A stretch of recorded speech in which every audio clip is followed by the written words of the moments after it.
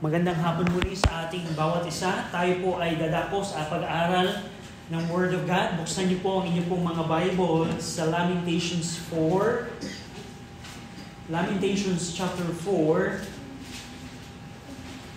Lamentations chapter 4. Now, ang Book of Lamentations po, ito po ay sulat ni Prophet Jeremiah pagkatapos po ng kanyang pagbagsak, yung pagbagsak po ng Jerusalem sa mga kamay po ng mga Babylonia. At ito po ay nagpapakita kung paano ang naranasan nilang paghukom ng Diyos dahil sa kanilang pagsuway, sa kanilang kasalanan, at naranasan nila ang punishment ng kanilang mga kasalanan. At alam natin po na sa gitna po ng Book of Lamentation or sa gitna po ng libro po nito, ng tula na ito, in Lamentations chapter 3, makikita po natin ang pinakatuktok, ang pinakamaliwanag, ang pinakatinyag na sentro ng librong ito na nagpapakita na kahit nararanasan nila ang punishment, ang kaparusahan ng kanilang kasalanan, ang ating Panginoon ay nananatiling mahabagin, maawain at tapat sa kanyang mga anak, sa kanyang mga tao. At nakita po natin na ang stanza 1, 2, and 4, ito po ay nagsimula sa mga expression of grief over the city of Jerusalem. In Lamentation 1:1, how that the city sit solitary. In Lamentations 2:1, how had the Lord covered the daughter of Zion with a cloud in His anger. And in Lamentations 4:1, how is the gold become dim. So ito po mga expression po nito, yung word na how or alas, ito po ay mga expression ng pagkalungkutan, kawalan na naranasan po ng Jerusalem.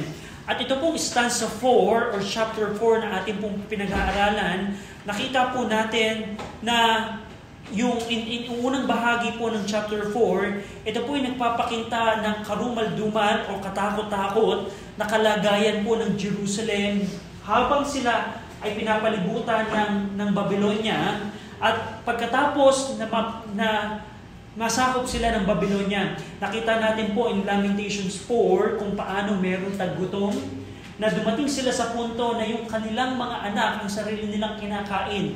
Dumating sila sa punto na yung mga Nazarite ay wala ng dating tanyag, dating ay hinalintulad sa kaputian, sa kapuruhan, purer than the snow, at yung kanilang itsura, countenance ay maputi kaysa sa gatas, pero dahil sa matinding kagutuman, yung kanilang mga balat ay nangitim, at yung kanilang skin ay kumapit na sa buto.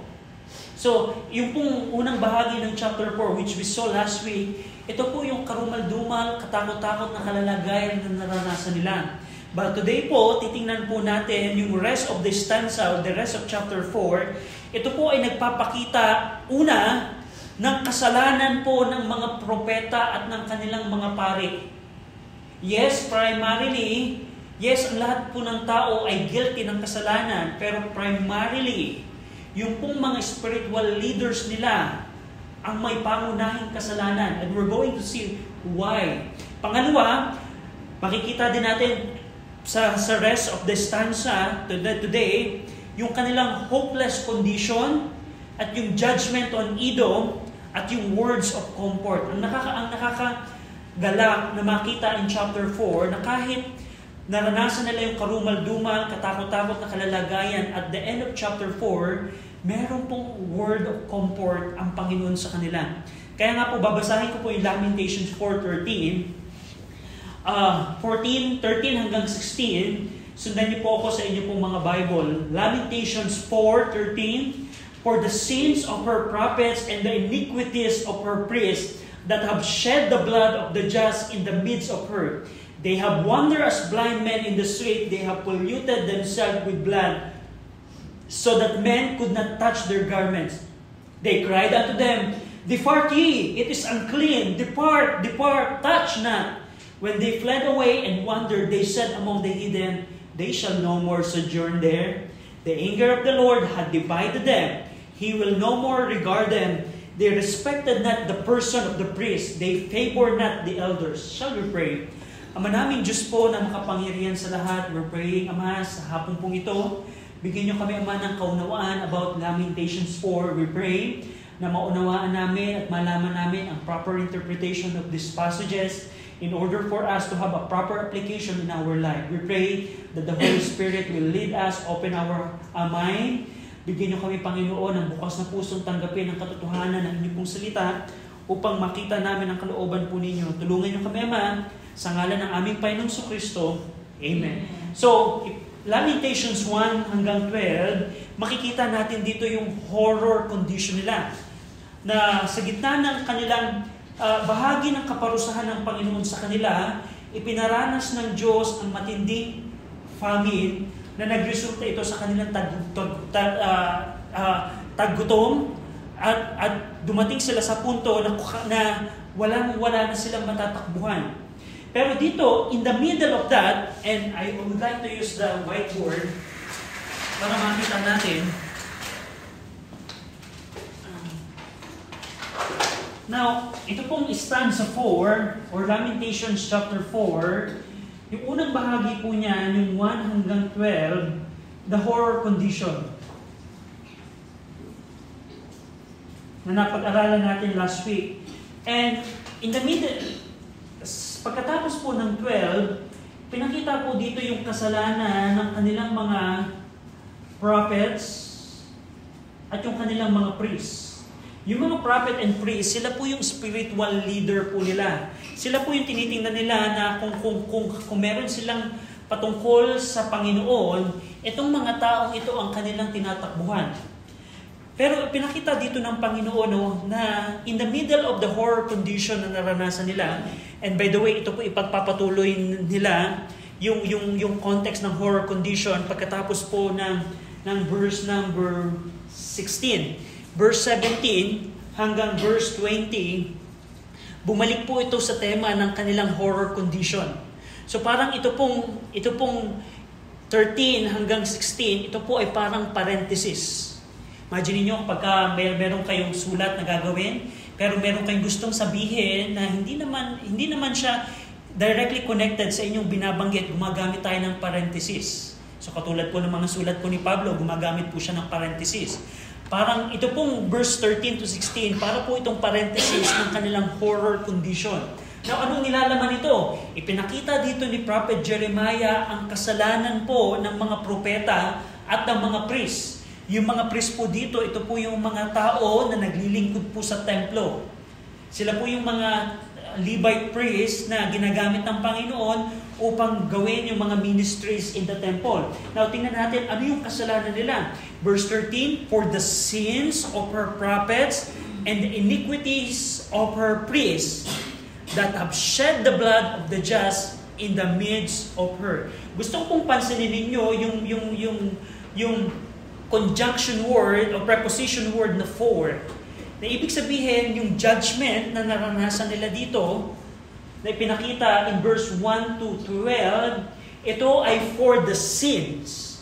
Ibig sabihin, directly connected yung kasalanan ng mga propeta at ng mga pare sa kanilang nararanasan. It is explained by the word for. Dahilan sa kasalanan ng mga propeta.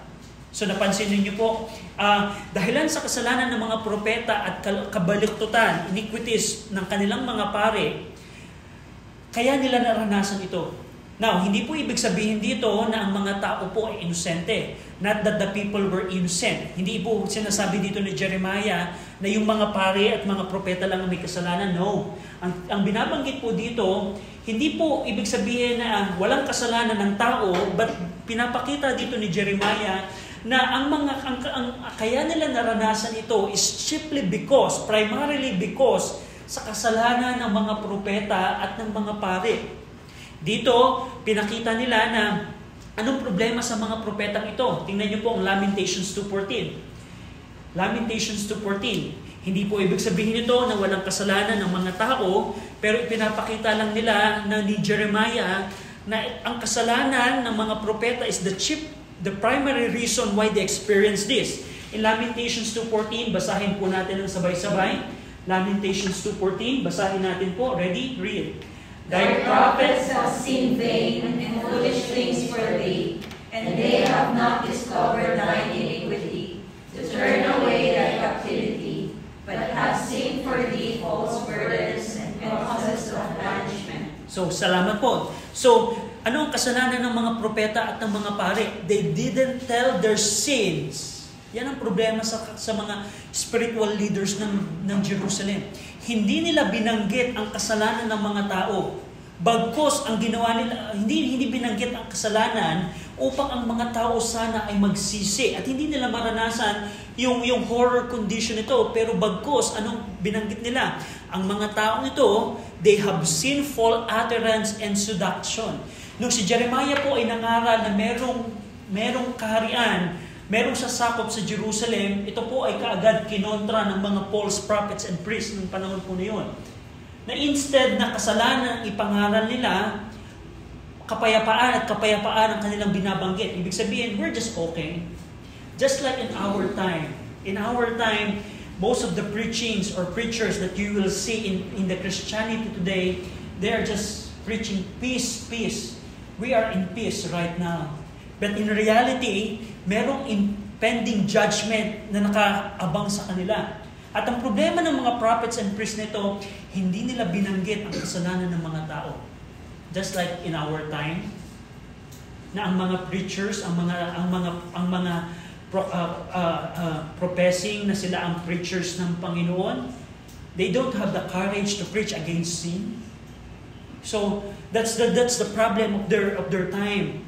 Now, tingnan niyo po ano pa ang problema nila. So in Jeremiah, in Lamentations 13, for the sins of her prophets and iniquities of her priests, anong katangian ng mga prophets and priests na to? Yung huling bahagi ng verse 13, that have shed the blood of the just in the midst of her. They shed the blood of the just in the midst of her. Ang ibig sabihin po nito, ito pong mga prophets and priests, they shed blood not only of the innocent children of Moloch. Yung mga pari po na ito, sila po yung primarily promotor ng pag-o-offer po ng mga bata kay Moloch. If you check halimbawa Jeremiah 32:35. Now, ano ang ginagawa nito? Ng mga propetang ito. Bakit binanggit ni Jeremiah that they have shed the blood of the just? In Jeremiah 32:35, Jeremiah 32:35 referring sa mga priests at sa mga prophets, Jeremiah 32:35, and they build the high places of Baal, which are in the valley of the son of Hinnom, to cause their sons and their daughters to pass through the fire unto Molech, which I commanded them not, neither came it into my mind that they should do this abomination. So ito pong si Molech, ito po ay kilala sa child sacrifice. Itong mga priest na ito, they shed the blood of the innocent. Sila po ang promotor ng pag-o-offer po ng mga bata kay God Molech, sa Diyos-Diyosang si Molech. Pero hindi lamang po noon, hindi lamang sila ang nag-shed ng blood ng mga innocent children, but also the blood of God's prophet. Yung pong mga propeta po ng Diyos, sila din po ang pumapatay. Tingnan niyo po ang Jeremiah 26, verse 8. Ano ang gusto nilang gawin kay Jeremiah? Bakit binanggit ni Jeremiah that these prophets, these priests, they shed the blood of the innocent, they shed the blood of the just? In Jeremiah 26:8, tingnan niyo po ito. Now it came to pass when Jeremiah had made an end of speaking, all the Lord had commanded him to speak unto all the people. Nung natapos si Jeremiah banggitin ang mga pinababanggit ng Diyos sa kanila, anong ginawa ng mga priests at prophet? That the priests and the prophets and all the people took him saying, thou shalt surely die. Ito na dito si Jeremiah, may binanggit ang Panginoon sa kanya, Jeremiah, ipangaral mo na merong impending judgment na mararanasan ang Judah, ang Jerusalem. At pagkatapos ipangaral ni Jeremiah yung mensahe ng Diyos, anong ginawa, anong gustong gawin ng mga propeta at ng mga pare? Patayin si Jeremiah. Kaya binanggit dito ni Jeremiah in Lamentations 4:13, ang ginagawa ng mga taong ito, the false prophet and priest nung panahon, bago sila sakupin ng Babylonia, they shed the blood of the just.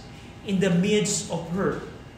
Yung mga spiritual leaders of Israel remain unchanged even during the time of the Messiah. Naalala niyo po ba nung panahon ng Panginoong Kristo? Nagbago ba sila? Nagbago ba yung mga propeta at mga priest ng Israel noong ang Panginoong Kristo ay nagpunta dito sa lupa? By the way, sino ang nagpapako sa ating Panginoong Kristo? The spiritual leaders of Israel. Na kahit panahon ni Jeremiah, after around 600 to 700 years, around 400 years rather, 400 to 500 years, hindi nagbago ang mga propetang ito.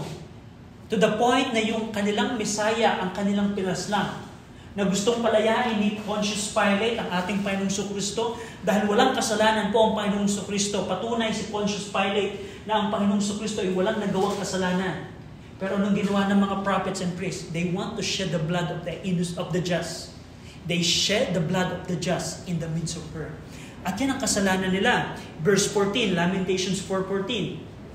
They have wandered as blind men in the street. Ibig sabihin po ito pong mga prophets and priests, sila po ang blind leaders of the blind. Remember in Matthew 15:14 kung paano dinescribe ng Panginoong Kristo ang mga spiritual leaders ng kanyang panahon. They are blind leaders of the blind. Ang mga tao po ay bulag dahil sa kasalanan, pero yung nangunguna sa kanila, they are blind leaders. Kaya ang sabi ni Jeremiah, they have wandered as blind men in the street. Kaya ba, kung ako ay bulag, at yung aking gagabayan ay bulag din, anong mangyayari sa amin?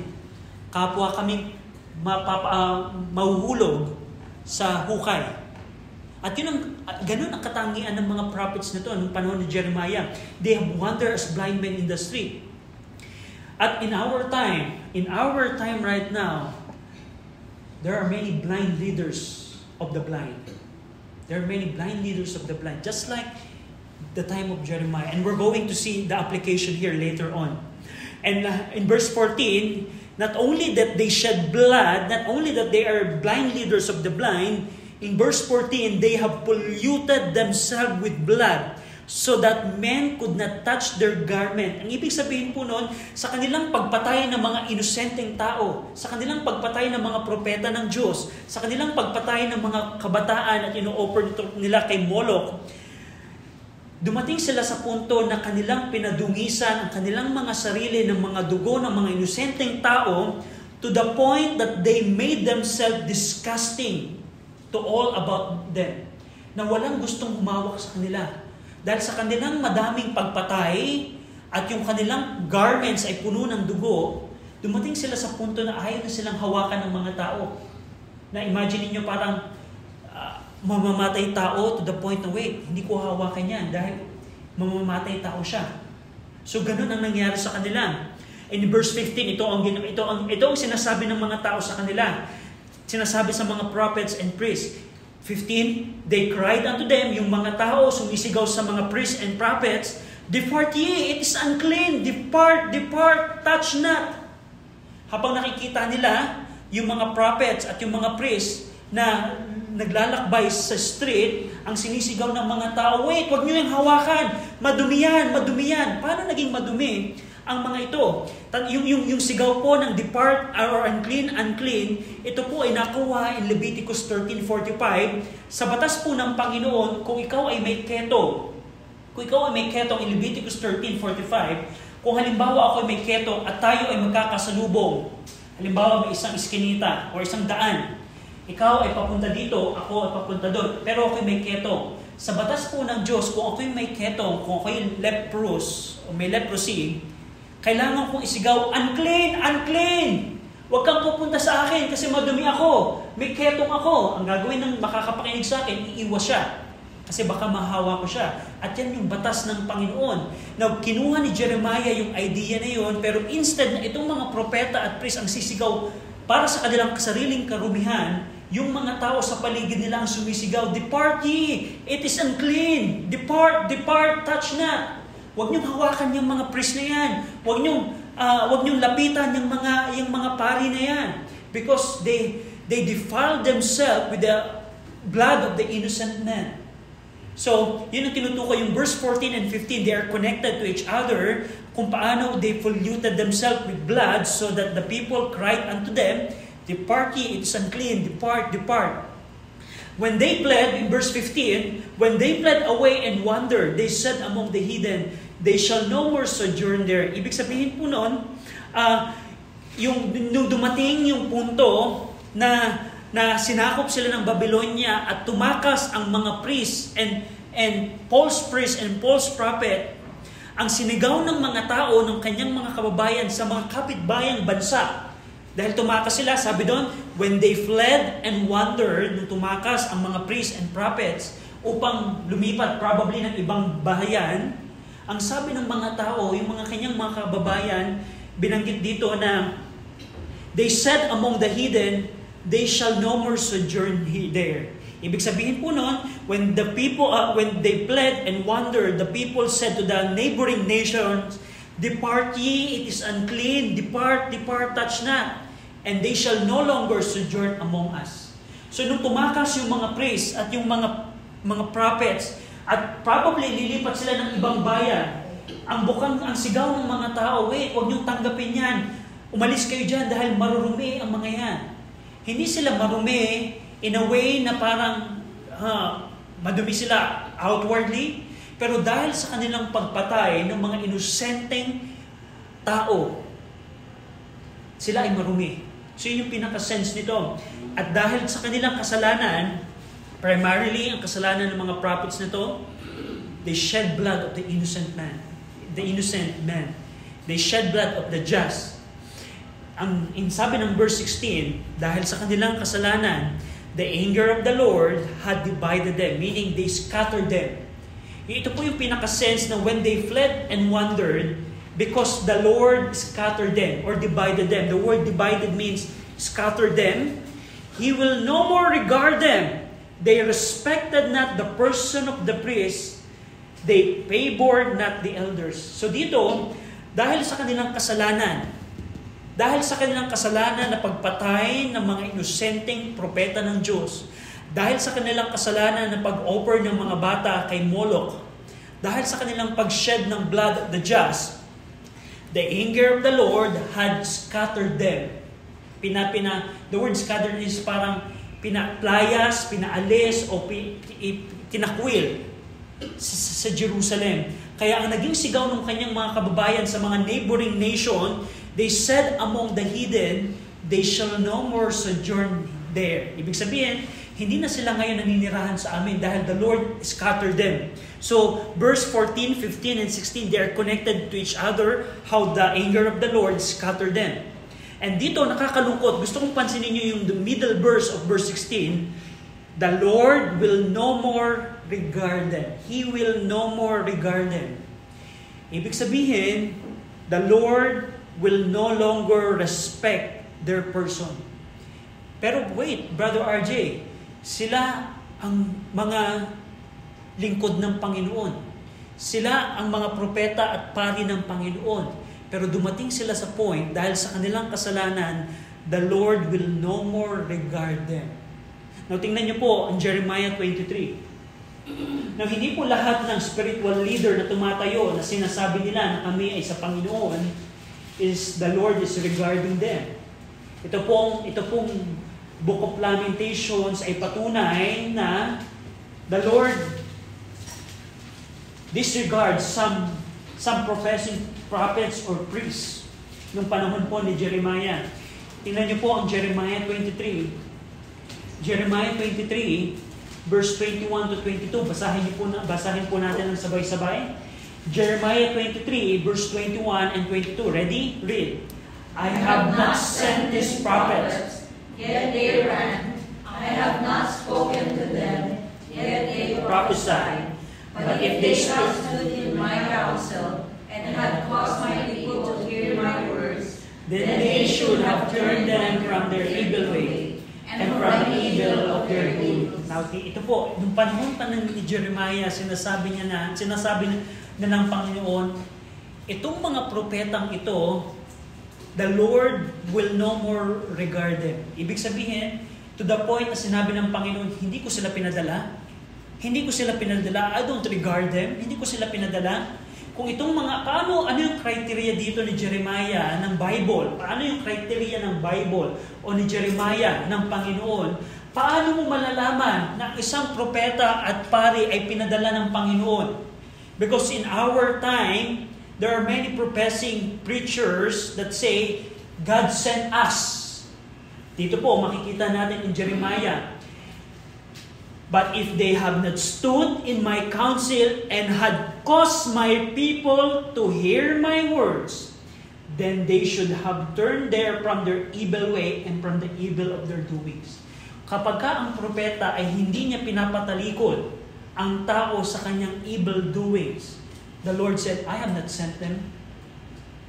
I have not sent these prophets. Yung mga propetang ito, hindi nila pinapatalikod. Anong ibig sabihin dito? Hindi nila pinapangaral ang kasalanan ng tao. The Lord said, I have not sent them. Even they say, itong mga propetang ito, lumalapit sila sa tao, sinasabi nila, kami ang mga lingkod ng Diyos. Pero anong sabi ni Jeremiah, anong sabi ng Panginoon? Kung hindi nila pinapatalikod, hindi nila that if they should have turned them from their evil ways and from evil of their doings, kung hindi nila pinapatalikod, pinagsisisi, nangangaral ng kasalanan upang ang mga tao ay tumalikod at magsisi sa kanilang kasalanan, ang sabi ng Bible, I have not sent them. I have not sent them. Now, ang tanong, ang Panginoon ba ay nagbago in our time? Never ang Panginoon nagbabago. In our time, tulad ng nabanggit ko, there are many blind leaders of the blind. Na merong kapahamakang parating, may katulad ng pinapangalan ni Jeremiah, ang Babylonia ay sasakop na sa atin, ang Babylonia ay sasakop na sa atin. Pero ang sinasabi ng mga propetang ito, kapayapaan, kapayapaan. Paano maniniwala tayo dyan kay Jeremiah na meron sasakop? Napakaalwa ng ating buhay right now. They have not caused the people to repent. And in our time, alam niyo po ba, ang ating pong panahon, not only the Christianity right now, ang ating pong bayan is in impending judgment din sa Panginoon. Now, kung paaralin niyo po ang Book of Isaiah, lahat po ng bayan ay huhusgahan po ng Panginoon. Natandaan niyo po, ang Diyos po, hindi lamang po sa Diyos ng mga church members. Hindi lamang po ang ating Panginoon, hindi lamang po ang Panginoon ay Panginoon ng mga simbahan. Ang Panginoon po ay Panginoon at Diyos din ng ating bayan, Diyos din ng ating gobyerno, Diyos din ng ating simbahan, Diyos din ng ating pamilya. Hindi po ibig sabihin na ang Bible ay ginagamit lang sa church, ay pang church lang to. Huwag niyo pong mapagmalian. Pag tinignan po natin ang Bible, ang lahat po ng organisasyon, ang bayan, pamilya, simbahan, ito po ay lahat ay nasa ilalim po ng Diyos. At ang tanong, ang ating pangbayan ay sumusunod sa kalooban ng Panginoon? Just look at our community right now. Just look at our lawmakers. Just look at our leaders in the executive department. Do they consider the Word of God whenever they decide para sa bayan ito? Now, but ang problem, kahit ganun yung kalalagayan ng bayan, may mga spiritual leaders na nagsasabing, kapayapaan, kapayapaan. Just like in our time. I just want you to see na we're not okay. Una, as a country, we're not okay. And kung ang inyong pamilya ay hindi nagpapasakop sa Panginoon, you're not okay. Kung ang simbahan ay hindi sumusunod sa salita ng Panginoon, we're not okay. We have the impending judgment ng Panginoon. Na merong judgment na nakaabang ang Panginoon, pero ang problema, may mga spiritual leaders, the blind leaders na nagsasabi, wait, kapayapaan lang. Kapayapaan. Tingnan niyo po, halimbawa, in the book of Jeremiah, in Jeremiah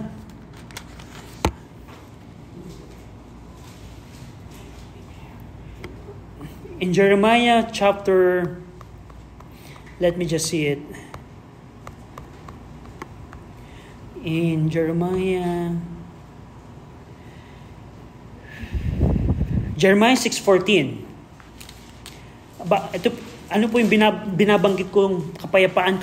Ito po ang verse na nagpapakita po nito. Nung ang context po ng Book of Jeremiah, ito po yung panahon na hindi pa sila nasasakop ng Babylonia. Pinakita ng Panginoon kay Jeremiah, mangaral ka sa iyong mga kababayan dahil huhusgahan ko sila. Pero anong ginagawa ng mga propetang ito? Tingnan niyo po, in Jeremiah 6:14. Jeremiah 6:14, basahin natin ng sabay-sabay. They have healed also the hurt of the daughter of my people, slightly saying, peace, peace, when there is no peace. Imagine niyo, duguan ang Jerusalem dahil nakaabang sa kanila ang Babylonian Empire sa pagsakop sa kanila. Pero nung ginawa ng mga propetang ito, they healed the hurt of the daughter of my people slightly. By what? By saying, peace, peace, when there's no peace. Itong mga propetang ito, priests, the blind leaders of the blind, alam nila, merong kapahamakang nakaantay sa kanila. Pero in order na ang tao ay ma-healed slightly, sinasabi nilang kapayapaan, kapayapaan. Tingnan nyo pa in Jeremiah 8:11 rather. Jeremiah 8:11. Ready? Read. For they have healed the hurt of the daughter of my people, slightly saying, peace, peace, when there is no peace. Wise na binanggit dito ng Book of Jeremiah, ang kalokohang ginagawa ng mga propetang ito. Now, in application, tulad ng nabanggit ko po right now, the reality is that our nation is impending judgment according sa Book of Isaiah. Now, ang mga tao po, not only our nation, most of the nation, almost all of the nation, hindi nila kinikilala ang Diyos. Walang pagkilala sa Diyos. Kung paano ang isang lawmaker magsasabi na isang batas ang divorce. Ang point ko dito, they don't acknowledge the Word of God in managing the nation na pinagkatiwala sa kanila. Pero tandaan niyo po, ang nasyon po, ang Diyos po ng nasyon ay ang ating Diyos pa din. Ang Diyos po ay hindi lamang Diyos ng simbahan. Siya po ay Diyos ng nasyon, Diyos ng pamilya, at Diyos po ng bayan. Pero ang problema na kahit merong problema sa ating bayan, in application in our time, anong ginagawa ng mga preachers? Anong ginagawa ng mga spiritual leaders ng churches right now? We just saying peace, peace. Most of the churches right now, we have peace, peace. Anong patungkol sa impyerno? Anong patungkol sa kasalanan? Sa mga simbahan? Ang mga tao ay papunta ng kasalanan, pero ang pinapangaral ng majority of the churches, peace, peace, when there's no peace. That's the problem of our time right now. No, kaya nga ang Panginoon, darating yung time makikita ng mga tao na there's no peace. There's no peace. So ito po ang binabanggit dito ni Jeremiah na in verse 16, Lamentations 4:16, He will no more regard them. The Lord will no more regard them. And yung huling bahagi ng verse 16, the people respected not the persons of the priests, they favored not the elders. Dumating sa punto na hindi na nirerespeto ng mga tao ang mga priests and prophets, nor gracious to these prophets and priests.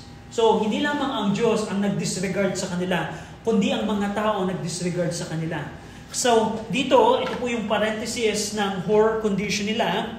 Hinighlight dito ni Jeremiah na may problema ang mga spiritual leaders. Kaya po, ang binanggit ng James chapter 3 verse 1, sabi ni Pastor James, sa kanyang simbahan, be ye not any masters, for we will receive greater condemnation. Sa Panginoon po, sa accountability po, kung sino po yung spiritual leaders, siya po ang masigit na accountability sa Panginoon. So, that's the parenthesis. Now, tingnan natin po, Ito pong verse 17 and 20, ito po ay kadugsong ng verse 12, na continuation of verse 12. In order to properly understand, ito po ay parenthesis. Now, tingnan natin po yung verse 17. Pagkatapos nilang maranasan yung horror condition, as for us, sabi ng mga tao, verse 17, as for us, our eyes as yet failed to our vain help. In our watching, we have watched for a nation that could not save us. Verse number 18, they hunt our step, that we cannot go in our street. Our end is near, our days are fulfilled, for our end is come. Verse 19, our persecutors are swifter than eagles of the heaven. They pursued us upon the mountains, they laid wait for us in the wilderness. The breath of our nostril, the anointed of the Lord, was taken in their pits, of whom we said, under his wings, under his shadow, we shall live among the hidden. So historically, ito po ang nangyari. Nung sumugod po ang Babylonian Empire, ito po ang Jerusalem. Imagine niyo, ito po yung wall ng Jerusalem. Ito po yung templo. Ito po yung Kidron Valley. Ito po yung Mount Olive. Ang ginawa po ng Babylonia, nagpalibot po sila dito. Pinalibutan po nila yung buong Jerusalem ng 18 buwan. Ibig sabihin, wala pong, ang mga palayan, not palayan because they don't eat rice, o yung triguhan, ay nasa paligid po nito. Ito yung farm nila, agricultural land, na lahat ng provision ng bayan na ito, syudad na ito, ay nasa labas. Pero nung pinalibutan sila ng 18 months walang supply na pumapasok. 18 months wala silang makain. Kaya po itong 1 to 12, pinakita ni Jeremiah ano ang nangyari sa kanila during this time na kanila, during the 18 months. Imagine niyo walang supply na pumapasok dahil naging resulta nila ay taggutom. Now, this is the point. Nung ang mga kaaway na, yung general ni Nebuchadnezzar ay pumunta sa Judah at nag-decide, itong araw na ito, sasakop tayo. Ito yung panahon na yung mga sundalo ng Jerusalem, may hina na sila. Wala na silang kalaban-laban. Imagine niyo 18 months na walang pagkain. Itong mga kalaban nila, kumpleto ang tulog, kumpleto ang pagkain. Itong sasakop, nung dumating yung punto na sasakop sila, dinescribe dito ni Jeremiah anong reaction nila. Yun po ang verse 17. As for us, para sa amin, yung aming mga mata ay bumagsak at pumalya for our vain help. Our eyes as yet failed for our vain help. In our watching, we have watched for a nation that could not save us. Ibig sabihin po nito, habang ang mga tao po ay sinasaksihan yung pagpasok ng mga sundalo. Imagine niyo, men of war. Anong gagawin ng mga men of war? Yung mga men of war ba? Parang tatatungin nila yung mga kaaway na bayan. Okay, sige, pila kayo dyan. O dapat maano lang kayo dyan ha. Are they gentle sa kanilang mga kaaway? No. They are men of war and they want to kill itong mga tao dito. At ang sabi ni Jeremiah, as for us, habang nakikita nila na pumapasok na, nakita natin kanina yung during the siege, during the 18 months, at ngayon, nung sumakop sila, inaasahan nila na yung bayan nila, the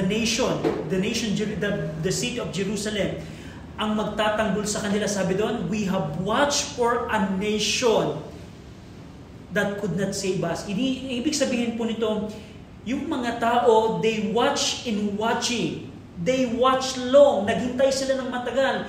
Nag-abang sila, naghintay sila ng matagal upang yung kanilang bayan mismo ang magtanggol sa kanila. Pero ang sabi ng mga tao, they watch for a nation that could not save us. Ibig sabihin, yung mga sundalo nila, hindi na sila kaya ipagtanggol. Yung gobyerno nila, na kanilang inaasahan, hindi na sila kaya ipagtanggol. In verse 18, nung pumasok ang mga Babylonian, sabi nila, they hunt our steps, that we cannot go in our street.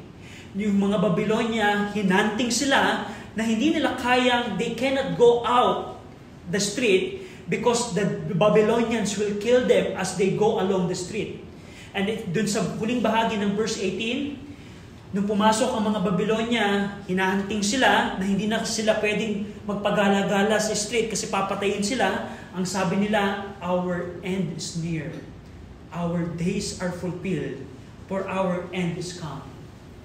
Imagine nakaupo kayo sa isang sulok ng inyong tahanan, 18 months kayong walang makain, pero na napakinggan nyo yung mga trompeta ng mga Babylonian army, sugod na tayo! Patumbahin na ang pader ng Jerusalem, and that's what happened. At yung mga sundalo, palibot-libot, papatayin ang mga gusto nilang patayin. Ano naging reaction ng mga tao? Our end is near. Ang ating katapusan ay malapit na. Ang ating mga maaraw ay tapos na.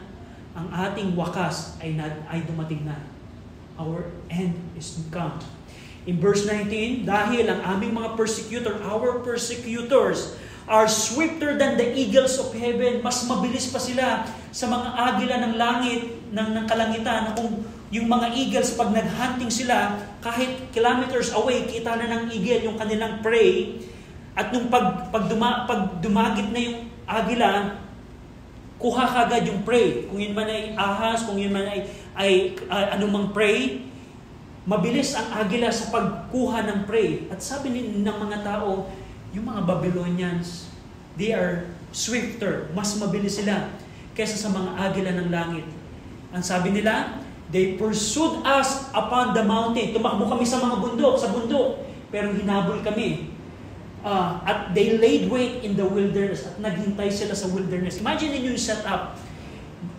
Gutom sila, referring dito sa 1 to 12, pero nung 17 to 20, nung pumasok yung mga Babylonians, nagsatakbuhan ang mga Hudyo. Pumunta sila sa bundok upang magtago, pero hinabol sila. Nagpunta sila sa mga desyerto, pero hinabol pa rin sila. At sabi nila, yung aming mga kaaway, para silang mga agila. Para silang mga agila. Kaya nabanggit nila dito, ang aming wakas ay malapit na. Ang aming mga araw ay tapos na. Ang aming katapusan ay nandito na. And in verse 20, the breath of our nostrils, yung pong breath of our nostril, it refers perhaps to King Zedekiah, who was anointed of the Lord. The breath of our nostril might be referred to King Zedekiah. The anointed of the Lord was taken in their pits, and they laid wait. It was taken in their pits, on whom we said, under his shadow we shall live among the heathen. Yung si King Zedekiah, yung kanilang hari, sinabi nila, kay King Zedekiah, sa kanyang mga shadow kami mabubuhay among the heathen. Ibig sabihin, they acknowledge na sa pamamagitan ng pamumuno ni Zedekiah, we are secured. We have protection. We have covering kay King Zedekiah. Pero wait, nung pumasok ang mga Babylonia, itong si Zedekiah, the breath of our nostril, anointed ng Panginoon, he was taken in their pits. Parang isang wild animal na nagukay yung hunter. Halimbawa, isang usa. Ang ginawa ng hunter, nagukay siya ng pit upang yung usa na kanyang iyahan ay mahulog dun sa pit.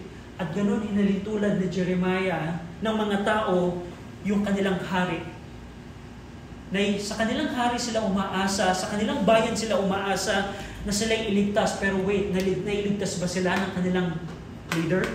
Nailigtas ba sila ng kanilang bayan? No, definitely no. Kasi kahit yung kanilang leader, si King Zedekiah, was taken in their pits. So dito, anong makikita natin dito? So ito pong setting na ito, yung verse 17 to 20, ito po yung time na pumasok yung mga Babylonian armies. At ang ginawa po ng mga Babylonian armies, sinunog po ang buong bayan. Imagine, sinunog po according sa last chapter of 2 Kings. We saw that last time. At dito, anong magiging application natin dito? Na ang tanong, pwede ba tayong umasa at magtiwala sa mga unsaved leaders, political leaders of our time? Ang mga tao po, ang mga Pilipino po, ay pag ito naging presidente, pag ito naging mayor, aasenso na kami. Aasenso na kami. Pero tandaan niyo po, hanggat ang nakaupo po sa ating gobyerno, ay hindi kumikilala sa Panginoon at walang takot sa Panginoon, walang pagkonsulta sa salita ng Diyos sa kanyang pamumuno. Ang Bible po, nung binigay po ng Diyos ang Bible, ang Word of God kay Joshua, hindi po si Joshua ay pastor, hindi po siya leader ng church. Si Joshua po ay isang governor. Ano ibig sabihin nito? Ang Bible po ay hindi lang pang church. Ito po ay pang gobyerno din. Ito po ay pang pamilya. Ito po ay sakop po nito ang lahat ng aspeto ng buhay ng tao. Nung si Joshua po ay sinabihan, Joshua, this book of the law ay hindi mawawala sa iyong mga bibig, but thou shalt meditate it day and night. Sino si Joshua? Isa siyang governor ng bayan ng Jerusalem, ng Israel. So, ang tanong, merong unbeliever nagtatakbo, may unbeliever na nakaupo sa pwesto, pwede pa tayong umasa sa kanila? Katulad ng ginawa ng mga Hudyong ito na under His shadow we shall live among the hidden. Definitely no. Definitely no. Now, anong implication po nito? Kung hindi tayo magtitiwala sa kanila na hindi dapat natin silang pagtiwalaan in a sense, pero masigit nating pagtiwalaan dapat ang ating Panginoon. Yun ang pinaka-point dito ni Jeremiah, na hindi mo ilalagay ang pag-asa mo at tiwala mo sa unbeliever political leader, kundi dapat sa Panginoon. Dahil I'll tell you, wala kang maasahan sa kanila. Pag ang husgado ng Panginoon, by the way, alam niyo po ba ang mga calamity ng nature natin? Hindi po yan dahilan ng global warming. Ito po ay dahilan ng kasalanan. Napakalinaw po sa salita ng Diyos na kinokontrol po ng Diyos ang kanyang nilikha upang magbigay ng kaparusahan sa mga taong hindi kumikilala sa Kanya. Whether you agree with me or not, you don't need to debate me about that. You need to debate the Bible. Because that's what the Bible is saying. Na ang Panginoon, just like yung bagyo, baha na naranasan natin. Sinasabi ng iba ay global warming yan dahil wala ng puno. What I can see is in the light of the Scripture, ang Panginoon ay nagpapaalala. Nagpapaalala sa bayan, nagpapaalala sa mga churches, nagpapaalala sa pamilya dahil ang Diyos po natin, hindi lang sa Diyos ng simbahan, Diyos din siya ng Pilipinas. Diyos din siya ng bawat pamilya. So, anong dapat nating pagtiwalaan ng ating Panginoon? And in verse 21 to 22, ito po yung nagpapakita ng judgment of Edom. Yung Edom po, ito po yung Jerusalem. Imagine niyo yung Jerusalem. Sa baba po nito, far south, nandun po yung mga Edomites. Kapatid po ng bansang Israel.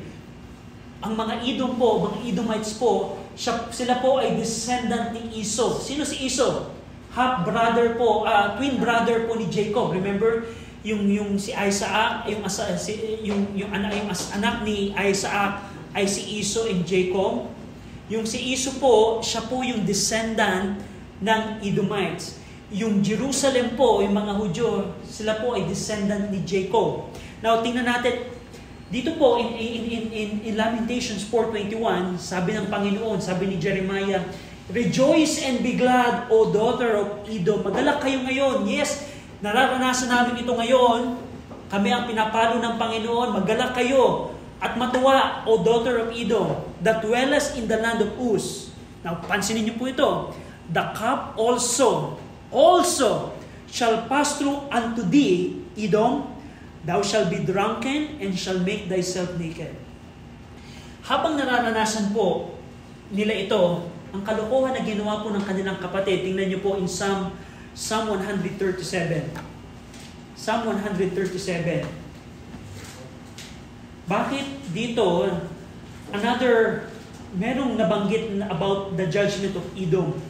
Bakit ganon? Tingnan niyo po ang Psalm 137. Verse number 1 to 4, basahin po natin ng sabay-sabay. Psalm 137, 1 to 4, ready? Read. By the rivers of Babylon, there we sat down, yea, we wept. When we remembered Zion, we had our hearts upon the willows in the midst thereof. For there they that carried us away have carried us a song. And they wasted us, required of us mere, saying, Sing us one of the songs of Zion. How shall we sing the Lord's song in a strange land? Yung Psalm 137 po, ang setting po nito, yung mga captives po ng Jerusalem ay dinala po sa Babylonia at bilang pangungutya ng mga Babylonia sa mga naging bihag, awitan mo naman kami ng mga kinakanta nyo dati sa Zion. But that's not our point this today.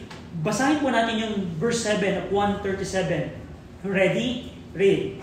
Remember, O Lord, the children of Edom in the day of Jerusalem, who said, Raise it, even under the foundation of the earth. Now, ang nangyari po, habang winawasak ng Babylonia ang Jerusalem ng mga panahon ito, ang kalokohan ng kapatid, kanilang kapatid, ng mga Edomites dito, ang sabi nila, raise it, unto the foundation thereof. Ibig sabihin, sirain nyo ang Jerusalem. Imbis na tulungan, sinabihan pa yung mga kaaway, sirain nyo yan, unto the foundation. Ibig sabihin, itodo nyo, lahat wasakin nyo, to the point na yung foundation ng Jerusalem ay mawasak. Imagine niyo yung kanilang kapatid na dapat tutulong sa kanila, hindi sila tinulungan. At imbes, pinurubok pa nila yung mga kaaway nila na sirain ang Babylonia. Kaya po, sa Lamentations 4, sinabi ni Jeremiah, O daughter of Edom, dahil sa pagtrato niyo sa amin na ganyan, magalak kayo ngayon. Yes, matuwa kayo ngayon, pero I tell you, yung sorrow na naranasan namin, ay mararanasan niyo din. Mararanasan niyo din yan. Sabi doon ni Jeremiah in Lamentations 4:21, Thou shall be drunken and shall make thyself naked. Ibig sabihin po noon, yung pong to make oneself naked or to become naked as a consequence of drunkenness is a figurative expression indicative of the disgrace that will befall of Edom. Yung nakedness and drunkenness, ito po yung disgrace na mararanasan ng kanilang kapatid na Edom.